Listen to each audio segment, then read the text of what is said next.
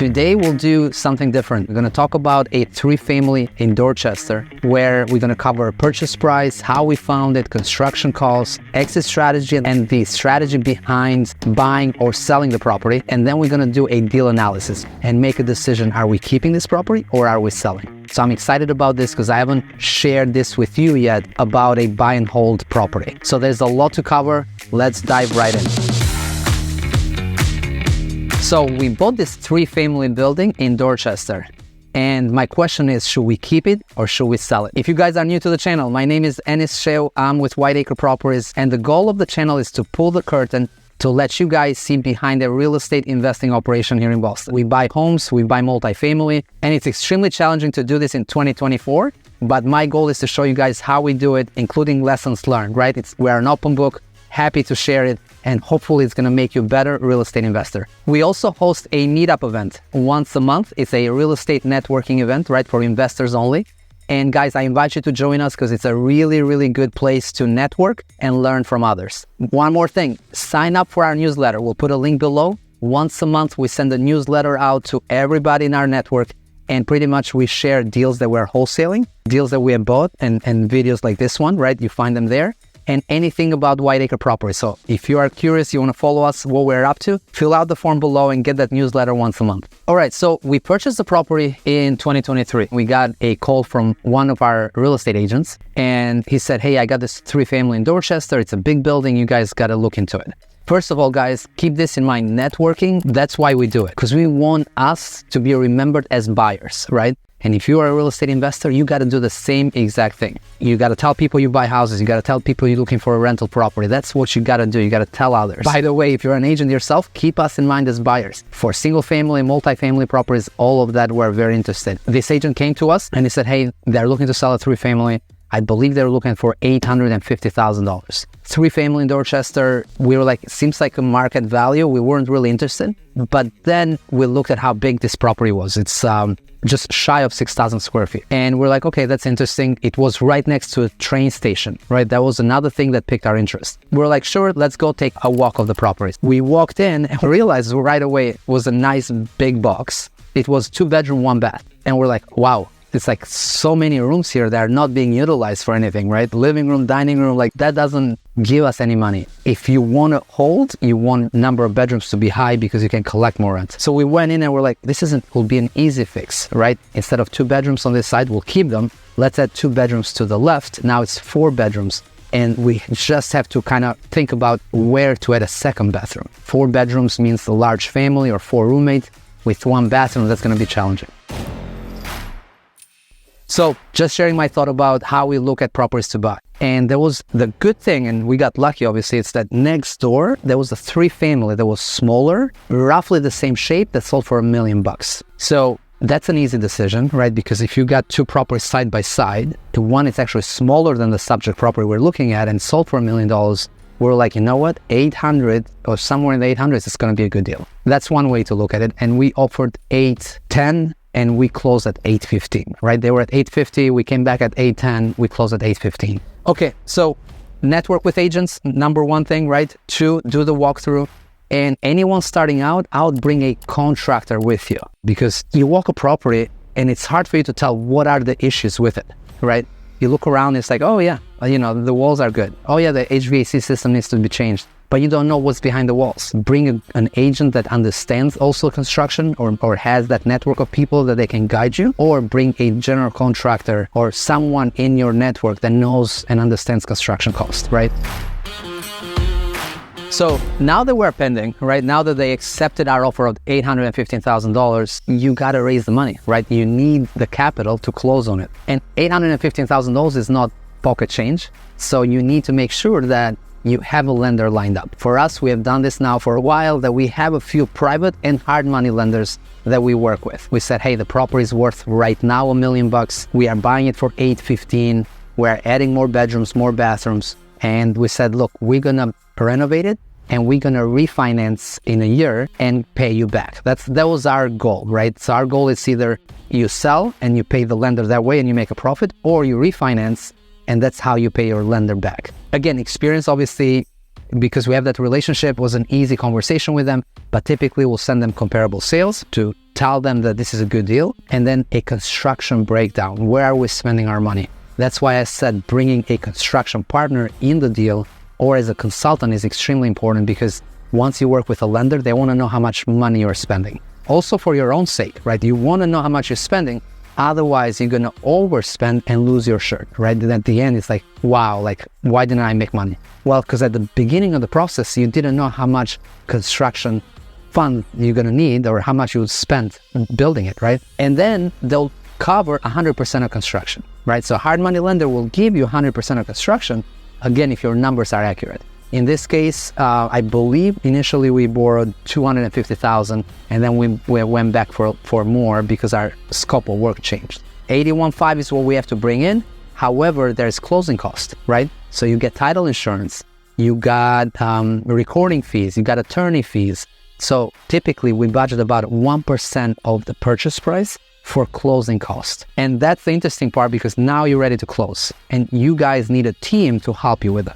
So we have a couple of attorneys we work with which are excellent. And by the way, if you guys need referrals, comment below, reach out to me. I'm happy to connect you with the attorneys I work with, which they're focused in working with real estate investors. All right, deal closed. So now what? You own the property. Now you got to pull permit. Now you got to hire contractors. You got to plan the process moving forward. And you need more capital. You need to pay your architect to create plans. You need to start paying deposits to your contractors so they can line up the job for you, right? They can start showing up and doing the work, but they're not going to do that upfront. They're going to pay you once some work is done. So keep this in mind. If you do a project like the one I'm talking about, you got to have $100,000 for acquisition and about $70,000, $80,000 extra to start the project. Keep that in mind though. So you might need somewhere between $100,000 and $200,000 to do a deal like this. This is your own share of the capital. So let's talk more about construction for a minute, because it's probably after deal analysis that's the most important part of this whole business, right? For the property in Dorchester we're talking about, it's a 3-family. There's a couple things to talk right off the bat. Are you keeping the existing walls, and is this just a cosmetic update? Or is this a full gut renovation? Because it would be 2 different ways to handle the project. Now, if it's a cosmetic update, then it's a much easier project. By cosmetic updates, I'm talking about updating kitchen and bathrooms, right? So take the cabinets, put new cabinets, new countertops, new appliances, update the flooring, but you are not gutting the whole place, right? You're not demoing walls, you're not taking the chimneys down, you're not transforming the whole apartment, right? Or the whole building. Full gut renovation, unfortunately, is what we get involved in a lot more, because it allows us to start over. It allows us to build everything new, and it allows us to update the floor plan, right? So when we went from 2 bedrooms to 4 bedrooms, well, now you're framing walls, now you are adding square footage, right? So you cannot do that as a cosmetic. The process for us, unfortunately, had to be a full gut renovation. And when you do that on a 3-family, you got a lot more paperwork up front in order to get a permit. The other important thing that I have missed this for years and I struggled over and over is that when you buy property, you got to plan up front, right? So we got together as a team and we said, you know what, we got to do the planning up front. However painful it is, however slow it might look starting out, you need to plan up front. So that's the planning up front. And once the architect delivers those plans, now you can go to the building department and pull a building permit. City of Boston is not easy to work with in a sense that they're extremely busy, they are short-staffed, and you need to know what they're looking for. And it might take months. And unless you pull a permit, it means that you cannot start your renovations. So it went through the process. I think it took about 45 days. We got it approved. We got permit in hand. I wanted to share this with you guys because it's timely and it can cost money up front while you're sitting and not doing anything. Now let's pretend you actually got the permit in hand. In the time that you've been waiting, you got to line up your team. And by that, what I'm talking about is bringing all your contractors to the site, doing walkthroughs, sharing with them the architectural plans, and start collecting quotes. Let's say you did all of that, right? You crossed all those boxes, you got the team in place. The order for us in Brinsley was demo first, framing second, right? All the old stuff goes. Now we have to frame based on the new architectural plans. And then you bring your mechanical team, electric, plumbing, HVAC, right? These guys go in, they do their installations. And once they're done, they call for rough inspections. So they'll call in for electrical inspection, plumbing inspection, right? All of that. We go next for framing inspection. I'm a general contractor, so we actually pull our own permits at this point, right? So we can call for framing inspections after all of that is done. Once the framing inspection is done, then I can bring my installation company.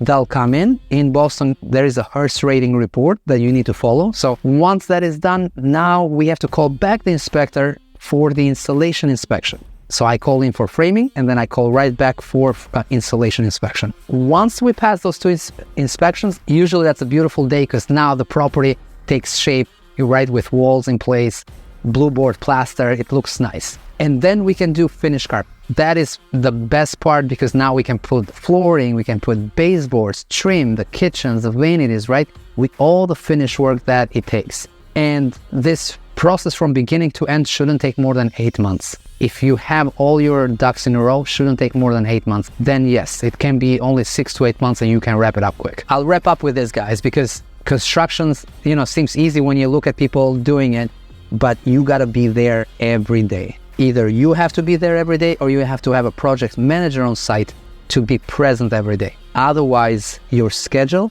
is gonna keep expanding. All right, you have been waiting for this, so I don't wanna delay this any longer, but I'm excited to do a deal analysis. We don't typically do this on the channel as much. I would love to do a little bit more. So today we're gonna do that. We're gonna look at the numbers of buying and selling it or buying and renting it. I'll tell you right now which decision I'm gonna go with. I'm gonna sell this property or I'm gonna keep it based on the deal analysis. All right, so now we're gonna jump into the screen and use Rehab Valuator. Guys, that's the software we use for any deal analysis. So let's go and get started here. On Rehab Valuator, and definitely check this out on your free time and get familiar with the software because it's really, really good. But it gives us an opportunity to do a flip analysis or a rent BRRRR analysis. And for anyone new to the BRRRR term, it's buy, rehab, rent, refinance, repeat. That's what it stands for. So let's start with flip first. So purchase price, $815,000. Closing cost. I did mention this to you guys, but it's usually about a 1% of the purchase price. So we have $8,150. Then we got holding cost, right? Don't forget about those holding costs. That's typically the cost that any HDTV shows is not gonna tell you. But the real life projects, you have monthly holding cost. In our case, we have about 16,100. And how did we come up with that? Detailed input. So we have the insurance, right? Because you pay for insurance every month that you hold the property. And you have some electrical bills towards the end once you have electric up and running, and you have monthly property taxes, right? This is even before mortgage payments. So this is just everything else but mortgage payments. So for us, it's about $1,150 a month for this particular property. Include holding cost in the loan. You can, up to you, you can include the holding cost in the loan or not. I put yes. And then you have the rehab budget. And Rehab Valuator is really good because you can do detailed input. By that, I mean, you can line up everything. They even have their own templates right here that you guys can use. So that's why I'm saying just go check it out, play with that. But they got some templates for new construction, for renovations that you can use and then update it based on the Boston numbers. The developer here for this software, he's in Richmond, Virginia, so those numbers might look slightly different than Boston. All right, so you can create the budget here, you can create the schedule here. We are using CoConstruct, which is another software for anything construction related. So we're just using Rehab Valuator just as a deal analysis. But you could pretty much use this also as a project management software, right? For the schedule, track all your transactions here, and construction draws. It's another big thing because once you have spent a bunch of money with contractors, then you can request a draw with your lender, and the Rehab Valuator software makes it very easy for you. So keep that in mind. But I only did a quick lump sum for ease of showing you guys the process right now. So I did $400,000, which is just shy of $100 per square foot, which is going to be a challenge. I'll tell you that. It's going to be a real challenge for this project to keep it at $400,000 when we have so much. And then we scroll down into financing. You can do an all cash deal, but I don't have all that capital on hand, especially when we do so many deals. So actually we're going to change that to financing, because most of our deals are financed. And if you are a passive investor, guys, keep us in mind, because we're looking to partner up with passive investors, private lenders. So if you are someone that has a full-time job, doesn't have time to deal with this nonsense that we do in the construction space, you can be a passive investor and earn an interest. So reach out to me. Happy to talk to you more about that. But we're always looking for private lenders to partner up. Lender caps ARV at cost, and it's 90%. It's what the hard money lender is, 90% of the acquisition cost that they'll fund us. So 90% here. If your lenders does less, you can update it, right? You can go to 75 or 80. For us right now, based on the experience, they fund 90% of the acquisition cost. They charge us 1 point or 1% of all the cost of all the funds that we borrow from them. So it's 1% origination fee, or 1 point. So now that we know what the origination fee is, we're gonna move down to the interest rates and the points and closing costs upfront or on the back end. For us, closing costs, the points are upfront. You guys may have a different lender. If they want to wait and get the points in the back end, even better. Unfortunately, we pay them upfront. So pay it upfront. Interest rates 10%. That's what we currently pay to a hard money lender. We pay 10% interest annually and 1 point. Interest payment during rehab, we have pushed hard not to pay mortgage payments or interest payments during rehab, because when you do 5, 6, 10 deals at the same time, this $3,000, $4,000, $5,000 payments do add up, right? So we say no, and our lender, based on our relationship and the experience, have said yes, that works for us. So we don't pay monthly interest. The interest gets paid at the end of at the sale of the property, which is great for us. And then split back-end profits with lender? No. Our lender is not a partner in the deal. They're just a lender, right? So no on that. Okay, so let's talk about the after repair value. After repair value, it's $1,650,000. Now, that's our estimate. That's what we think we're going to be able to sell based on comparable sales, the quality of the finishes, the number of bedrooms. But guys, that's to be seen, right? We don't know that yet until we bring the property to market, if we decide to go with a sale. So right now we're looking at sale versus rent and see which is a better option for us. So months to complete the sale. You might take 6, 8, 10, 12 months to do the construction and finish the process, but then you put it on the MLS, you do open houses, you do showings, and then you got another 45 days to close on the sale. So to be safe and conservative, I put down 2 months for time to complete the sale, because the buyer is going to get a mortgage, they're going to do inspections, appraisals, right? That fun stuff. Okay, the rest of these items I don't touch. They're automatically populated, which is great.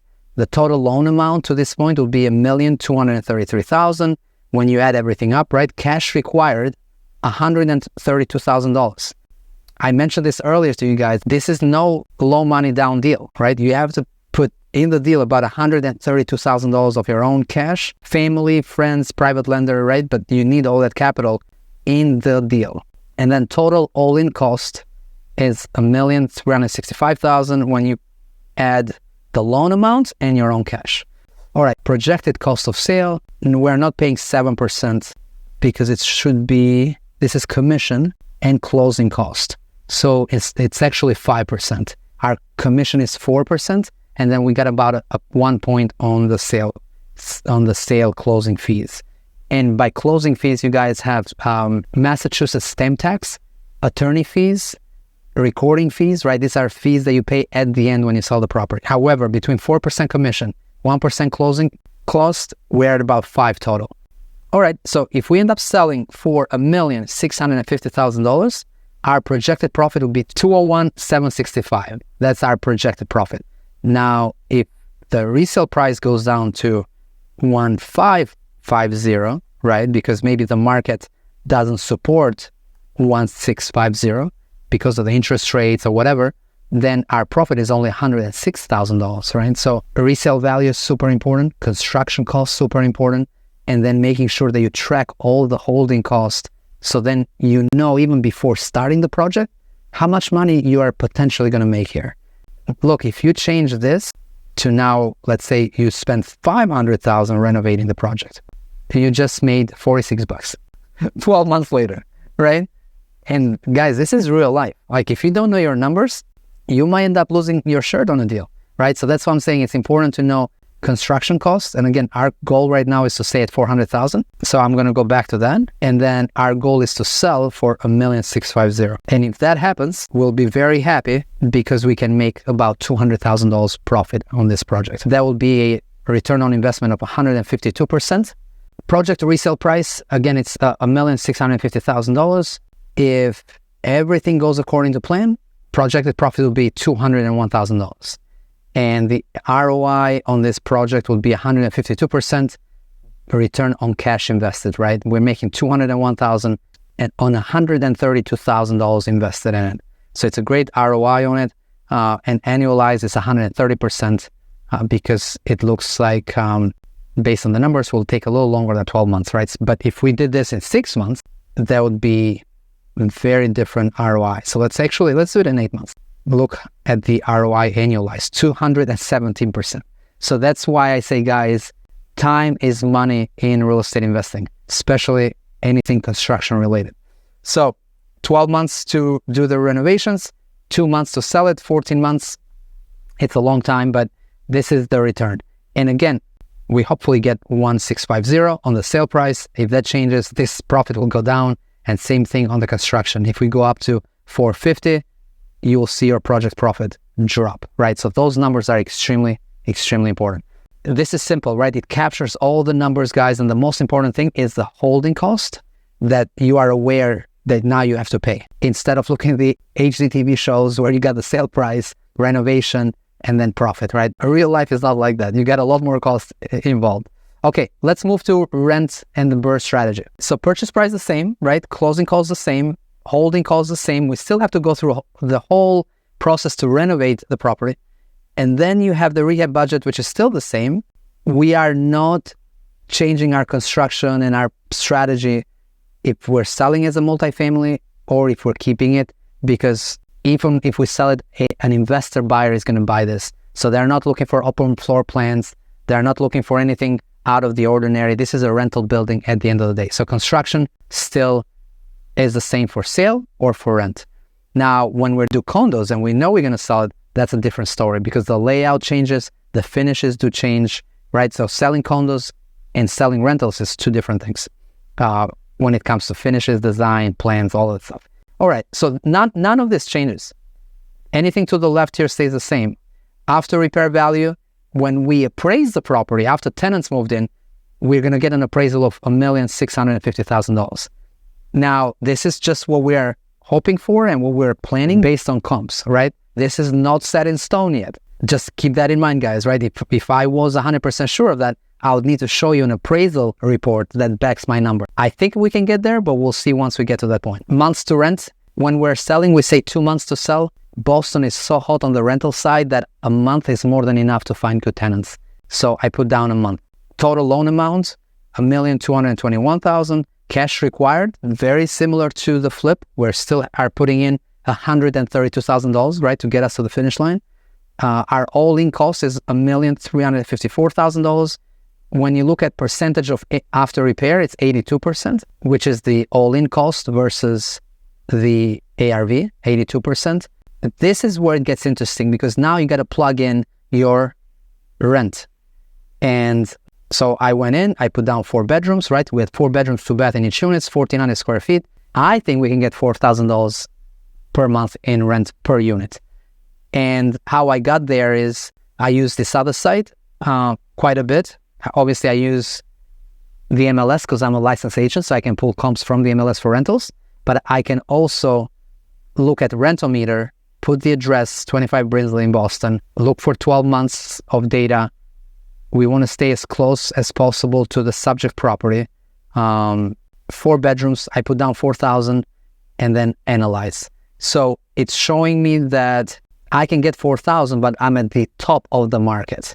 3,600, most probably I can get it any day because that's the median price, but 4,000, it's stretching it. So 3,600 median price, and yeah, I'm still comfortable with 4,000, right?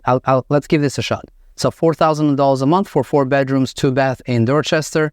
We're updating it total 12,000 a month or 144,000 a year in rental income. So now we move into operating expenses. Management fee, it's right at the top of the line. And you guys can do this monthly or you can do it annually. I just did monthly. And this is cost per unit per year, right? So this is 3-family. We have to break it down into individual apartments. So when the cost that I plugged in here is for one apartment. But the management fee, even though you might manage the property yourself, you still have to plug in a management fee because you might outsource management in the future. We are self-managing all our rental properties, but we are charging our company 7% still. It's just a way to do it because that's a real cost. Again, in the future, if you want to be completely passive, you want to outsource management, so you want to calculate that number. So that number 7% is $798. However, that's not per unit. So that's for the 3-family. Let's say it's 2%. 246, so it's actually a little bit more than 2, so it's 225. Okay, but because the costs are per unit, right? And then we got insurance at 150 per door. We got landscape, and in Boston, guys, don't forget, not only we have landscape in the summer a little bit to make sure the property looks good, but then you also have the snow plowing in the winter. So make sure you capture that in the landscape and maintenance. And then we got repairs and maintenance, which is everything else that will break down during the year. Even though we've done a ton of work on this property, we still want to budget 5% of the total income as repairs. And then we got property taxes, which you can get that information from the assessor's office and plug right in. And then you got electricity. So you got common electric bill because you're going to have stairs, right, that you're going to pay for that electricity, not the tenants. But that's typically a low bill. I put down $30 per month per unit. It's more than enough. Water and sewer, it's interesting because the way we renovate properties, we let the tenants pay for water. And that makes a difference because we install sub-meters and we can track consumption. So now we don't have to pay for water. And water can be $200, $300 a month for the building, right? That we save by pushing that cost to the tenants just because we have separate water lines and separate sub-meters to track the water consumption. So if you're doing a full gut renovation, another quick golden nugget, install sub-meters. You're going to thank me later. To wrap this up, we have all the information in here. Net operating income after the expenses of $736 per month, $11,400 in rental income, and it says refinance into permanent financing. And the answer is yes. Don't forget, we have a hard money lender. So we want to take that hard money lender out because we're paying 10% with them. So that's why we say yes here. We want to refinance into permanent financing. How much refi are we going to do? Well, typically right now in 2024, banks are doing somewhere between 7 and 75% of ARV. When rates were much lower, they were doing 80 or 85. So 75% I feel comfortable with. New mortgage rate, I'm hoping I can get a 7% interest. I might end up with 7.25, but these are just rough estimates. And then 20% amortization, right? It might end up being 30. So you guys have to talk, or it might be 25. You got to talk to your lender and figure out what that number is. When we refinance, there is some refinancing costs. So there is one point right there. My new mortgage amount is going to be $8,746, right? That's what we're going to pay. The refi loan with the 75% of ARV is $1,237,000. Cash out, it's $3,000. So we did all that work. We refinanced. What we got from the closing is $3,000, which is not much. And ROI on cash invested is 0. Original money tied up after refi. So, guys, if we go through this process, if we refinance with a local lender, we pay, the 7% now new mortgage, right? 7% interest. The capital we leave in the property, in the deal, is $129,000. That's our real cash that we'll invest in the property today, right? The equity that we have created in the property is $412,000. Because again, with all the construction work we did and what it was appraised for, if it appraises at 1,650, that is $412,000 of equity. Cash flow. This property, according to the numbers that we plugged in, will cash flow $1,900 a month, $1,917. The cash on cash return is 17.8%. By the way, this is one of the most important metrics I look at. I want to see what is the return on the cash I invested. So if we're saying that we put in $130,000, or to be exact, $129,277, all in, right? That's our skin in the game, and we're getting $2,000 a month, or just shy of that. Our cash on cash return is 17.8%, which is not a bad cash on cash in this market in Boston. Minimum we're looking for is 15%. Anything under 15% we don't touch. Anything over 20 or 20 or more, it's amazing. But 17.8, it's great because, again, the supply and demand situation in Boston works to our favor. There's not going to be many buildings going up because there's no vacant land available. Construction cost is extremely high. Land is very expensive, right? Because there's nothing. And it's just going to be very competitive to have these brand new apartments available. So we, as landlords, are always going to make money long-term with property value going up, with rent going up. So that's why we like Boston, guys. And cash on cash, at 17.8, it's a good deal. All right. The other things that are going to be very helpful to you by using Reevaluator and the data it gives you is this information at the bottom. Property DCR, debt coverage ratio. This is what a bank will look at. Anytime you send the bank the information like the one we're going over, they want at a minimum a 1.2 DCR, ideally a 1.25. Keep that in mind, right? So if you have a deal with 1 or 1.1 DCR, that's not a good deal because the bank, it's not going to finance the deal, right? They're going to change the numbers on you to make it work for them because they want the debt coverage ratio to be 1.25.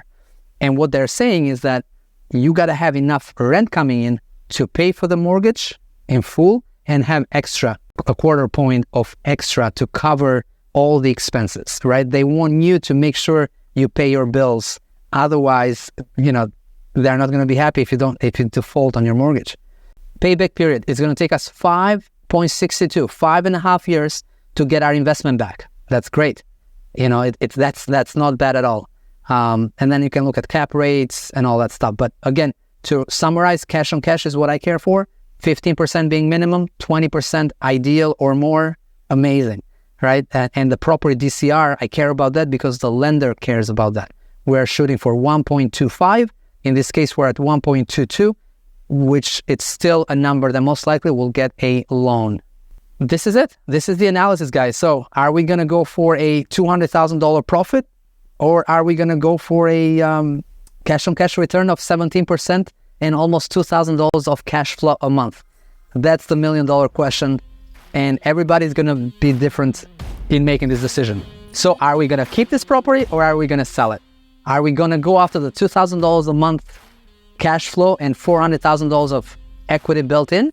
Or are we going to get the $200,000 and walk away and invest in something else, right? So I'm curious to know what you guys would do. Please comment below, based on the numbers I gave you, which direction you would go in with this 3-family in Dorchester. For us though, we have made the decision to sell the property. So we're going in the direction of selling for the only reason is that we need that capital to invest into bigger buildings. The 3-family works great. I think at 17% cash on cash, it's a great deal right now in Boston, but we need the capital to fund marketing, to fund our business so we can do more lead generation and even get better deals. That's just where we at in the business right now. You guys might choose something completely different, right? I just wanted to give you that analysis and how I think about it and what I'm looking for. So comment below, share this video with anybody that is getting into real estate investing, guys. Please, I want to get to 1,000 subscribers by the end of the year. So help me out. If you guys are not subscribed, click that subscribe button right now, share it, comment, like, right? Help me out so we can grow the channel to a lot more people. All right, that's all I got for you guys. Come join me at the meetup event. Say hi. Let me know that you got this information from the YouTube. At least we know that the videos are working. Look at meetup.com, Boston Real Estate Connection. That's our meetup event.